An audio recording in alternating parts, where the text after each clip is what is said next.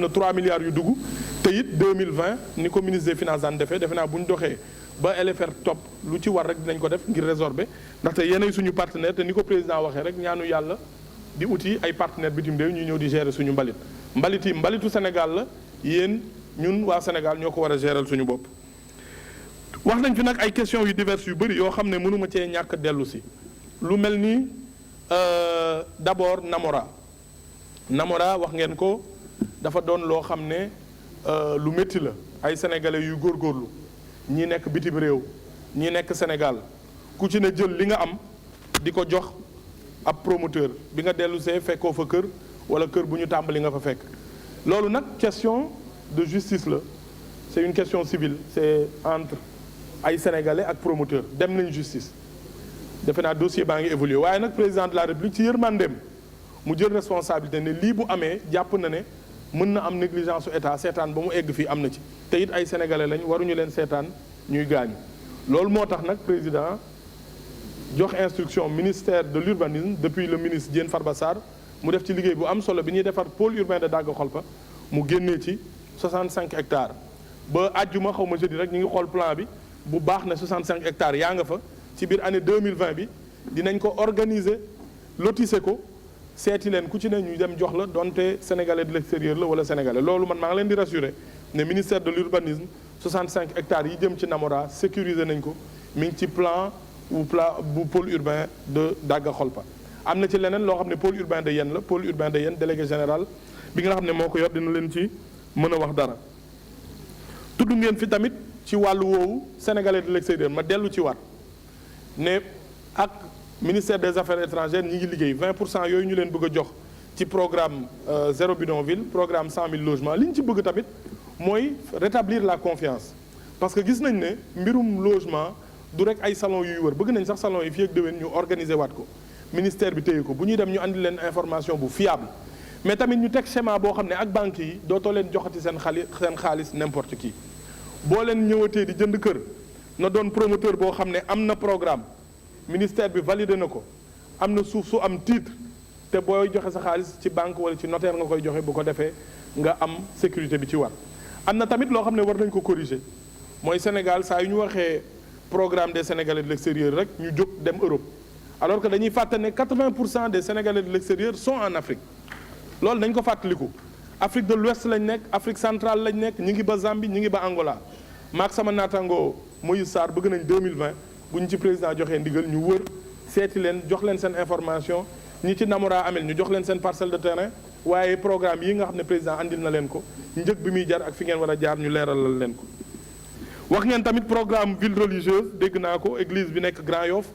dinañ leen ci taxawu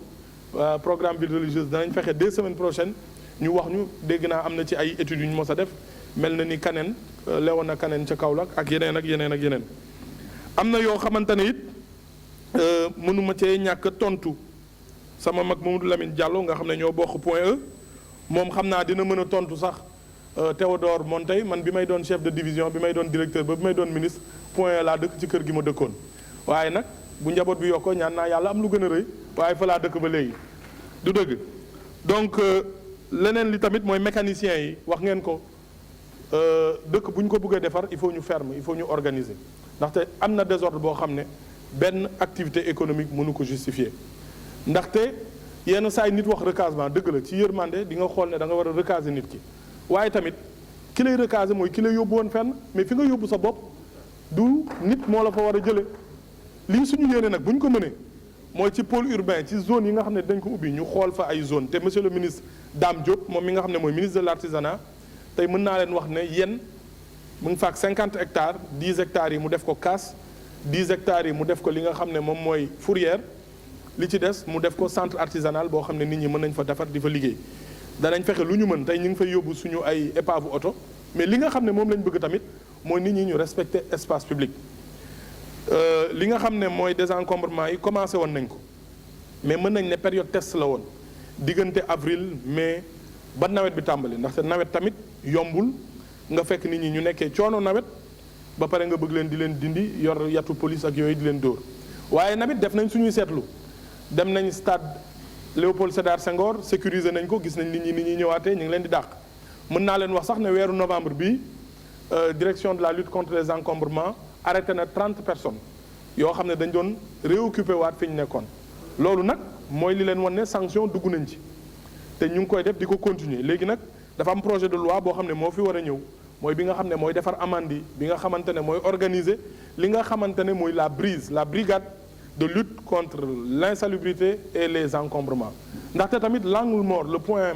faible de toutes ces politiques mooy suivi da ngay am équipe bu koy suivre, une équipe dédiée. mais boo xëyee woo police mu am programme am bu programme am jotee da la fay bàyyi. li ñu bëgg nag mooy ñu may ñu brigade boo xam ne loolu rek moo ko tax a jóg te président décidé nañ ci. dégg ngeen projet de loi boobu te dinañ leen ko andil balaa muy yàgg. donc loolu yëpp laa bëggoon dellu si rek xam naa ne question yooyu yëpp buñ ci bëggee tontu dinañ fi yàgg mais li ma bëggoon rek mooy maire yi tamit ñu jàppale ñu ñoom ñooy suñuy premier partenaire. li ma bëgg mooy ñoom it ci affectation espace public yi nañ ci bàyyi xel li nga xam ne mooy ay service public. par exemple tey bu ñu demee ba ne Dakar bés bu ne ma dajeeg nit ñi ñu ne man nag yaa ngi divaguer ci corniche bi loo ciy def mais amuñu fu ñu leen yóbbu. bu fekkoon commune bu ne dagg nga espace boo xam ne mën nañ fa def fourrière animale fi mu nekk nii ñaari commune ñoo ciy góorgóorlu di ñu utal solution. c'est-à-dire région de Dakar yëpp wala département de Dakar yëpp defe naa ne weesu nañ ko sax Patte d'Oie moo fi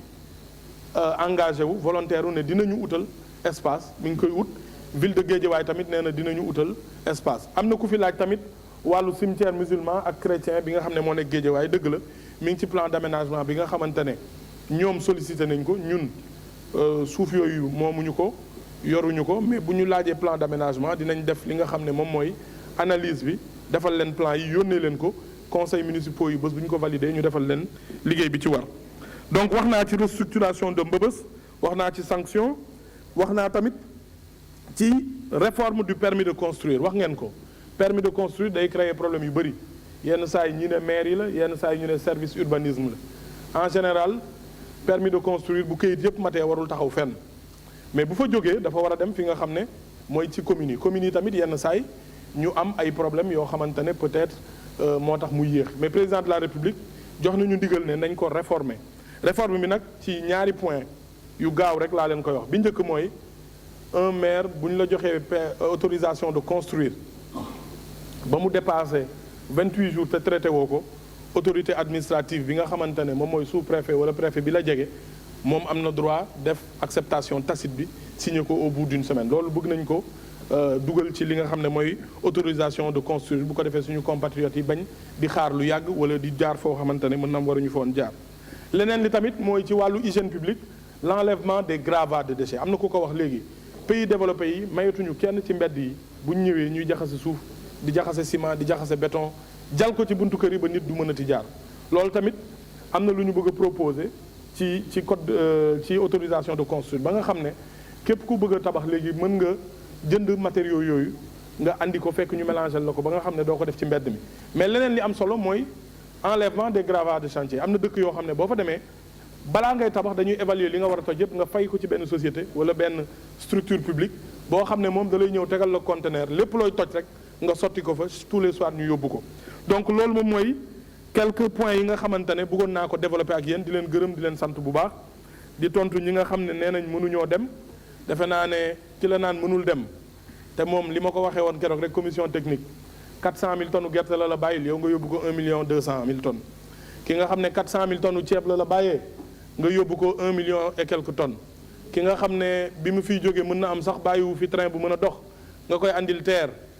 ki nga xam ne logement social defu fi woon 4000 logements par an yow nga tàmbali am ambition 20 000 di ko liggéey du dëgg ki nga xam ne 32 kilomètres autoroute nga ko bàyyi mu ful ko ba muy 220